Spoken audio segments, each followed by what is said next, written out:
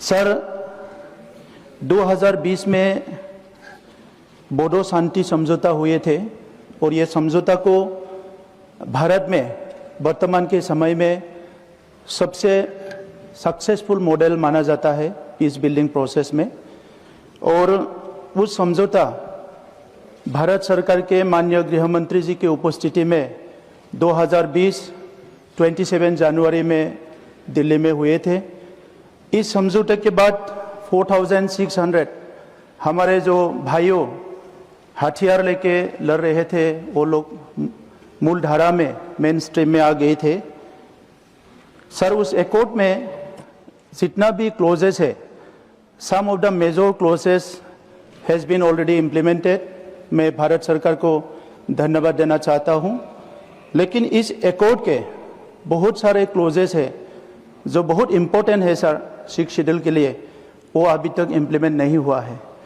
Sir आपको जानकारी है कि 1950 से पूर्वोत्तर में ट्राइबल मूवमेंट जो हुए थे, इसमें आज़ादी के बाद 50,000 से ज़्यादा लोग की जान गंवाई है। सर बोडो मूवमेंट में we have lost more than 3000 of our brothers and sisters.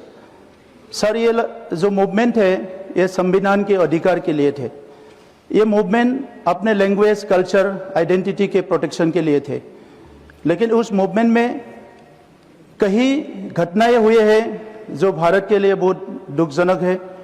और उस मूवमेंट के हल करने के लिए जितने भी मूवमेंट ग्रुप्स थे, भारत सरकार से सीरीज ऑफ डिस्कशन हुए हैं और बहुत सारे एकॉर्ड हुए हैं सर।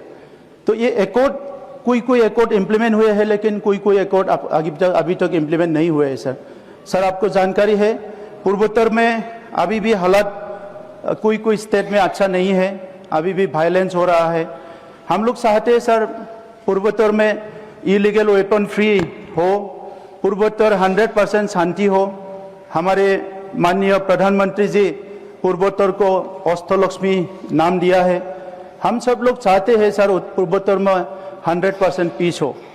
हम लोग अभी यहाँ खड़ा है सर, हमारे जैसे जो नौजवान हैं जो मोर देन 3000 बोडो समाज से वो लोग मरना पड़ा, और बहुत उसका गोल्डन जो समय थे यूथफुल के और स्टूडेंट लाइफ के, ये लोग जो है जंगल में उसका टाइम देना पड़ा, उनको मूवमेंट करना पड़ा। Thank you deputy chair sir.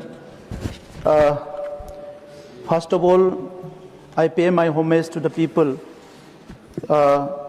who died in last Assam flood on behalf of my people.